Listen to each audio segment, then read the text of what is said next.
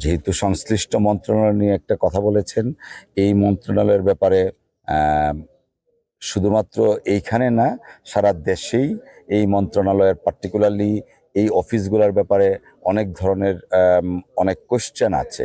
তো আমি যেটা বলবো যে এই মন্ত্রণালয়ের যিনি ইতিপূর্বে দায়িত্বে ছিলেন, অনির্বাচিত হলেও দায়িত্ব পালন করেছেন, উনি শুধুমাত্র বাংলাদেশ না, সারা বিশ্বব্যাপী ইনফেমাসদের ফেমাস, অর্থাৎ কুখ্যাতদের বিখ্যাত ব্যক্তি। তো যে কারণে আমার বা আমাদের সর্বপ্রথম প্রচেষ্টা থাকবে মন্ত্রণালয়ের ইমেজ পুনরুদ্ধার করা এবং দুর্নীতির ব্যাপারে জিরো টলারেন্স। এটা শুধুমাত্র আমাদের মন্ত্রণালয় নয়, আমাদের মাননীয় প্রধানমন্ত্রী আমাদের মন্ত্রিসভার প্রথম বৈঠকে তিনি নির্দেশনা দিয়েছেন, দুর্নীতির ব্যাপারে জিরো টলারেন্স থাকবে আমাদের নীতি। আর খাল খনন, পুকুর, জলাশয় এগুলোর ব্যাপারে আমাদের সরকারের পক্ষ থেকে 180 দিনের একটা প্রকল্প আছে। 180 দিনের মধ্যে আমরা অনেক কিছু ইনিশিয়েট করব।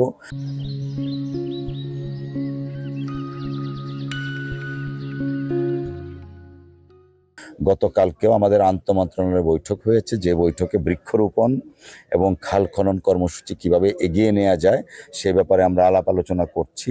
এবং আমরা বাংলাদেশের যে হারানো ঐতিহ্য ছিল, অর্থাৎ পুকুর ছিল, সেই পুকুরটা এখন বেদখল হয়ে গেছে। আবার বা যে পুকুর আছে সেটাকেও আবার লিজ দিয়ে দেয়া হয়েছে। যে সমস্ত জলাশয় লিজ দেওয়ার কথা না, ব্যক্তিগত স্বার্থে বা গোষ্ঠীগত স্বার্থে সেগুলোকে লিজ দেয়া হয়েছে। সমস্ত বিষয়গুলো সবাই মাত্র দায়িত্ব নিলাম, আমরা দেখব, দেখে জনবান্ধব, হ্যাঁ, এবং আমরা একটা নির্বাচিত সরকার হিসাবে জনগণের কাছে আমরা দায়বদ্ধ। সেই জনবান্ধব নীতি, এটা সব কিছুর ক্ষেত্রে জনবান্ধব নীতি প্রস্ফুটিত হবে এবং সেটাই মাননীয় প্রধানমন্ত্রী জনাব তারেক রহমান সাহেবের নেতৃত্বে আমাদের যে আগামী বাংলাদেশ, সবার আগে বাংলাদেশ বিনির্মাণের যে ভিশন, সেই ভিশন বাস্তবায়ন করব।